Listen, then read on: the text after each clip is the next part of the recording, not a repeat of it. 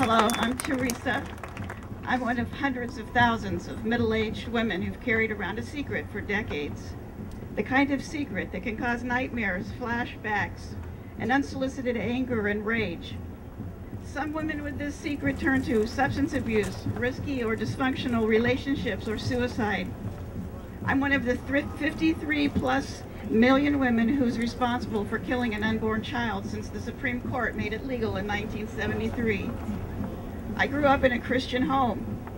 However, in my home and in my church, we never talked about sex or about how to develop healthy male-female relationships or about the power of sexual attraction.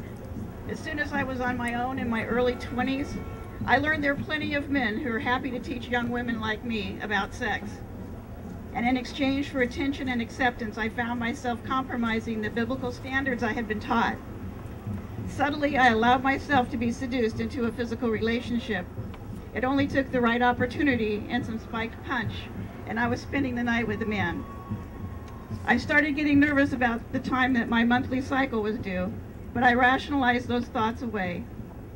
However, now I realize the power of this physical attraction thing, and I decided I better go get some birth control. I'd never been to a doctor except one my parents had chosen for me, but I knew that you could get the pill confidentially at Planned Parenthood, so I went there. They asked me to leave a specimen before I went in the exam room, and I didn't think anything of it. A few minutes later, a nurse came in and said, "You're 6 weeks pregnant." I remember the immediate feeling of shock. I was numb, like I was in a thick fog.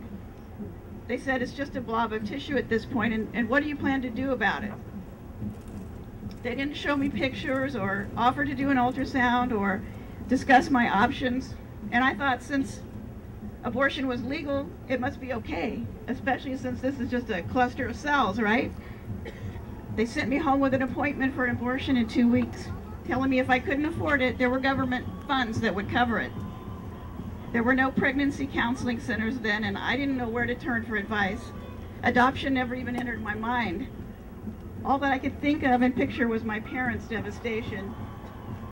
What I couldn't picture was myself as a single mom.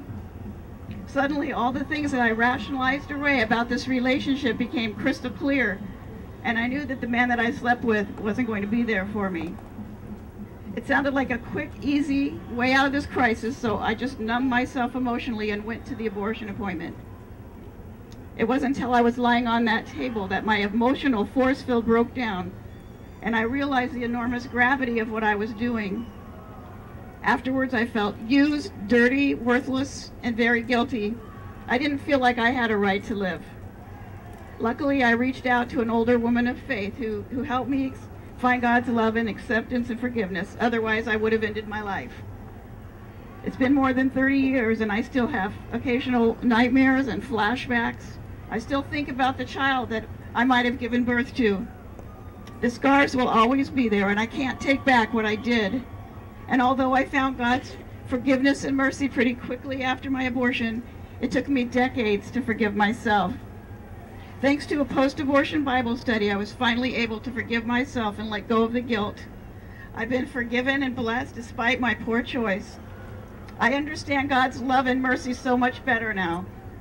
I've learned the hard way that if you have sex outside of the context that God designed for it, which is a permanent monogamous marriage covenant between a man and a woman, He doesn't remove the consequences. However, He can and He does make something good out of our tragedies when we allow Him to. That's why I'm silent no more. Thank you, sweetie.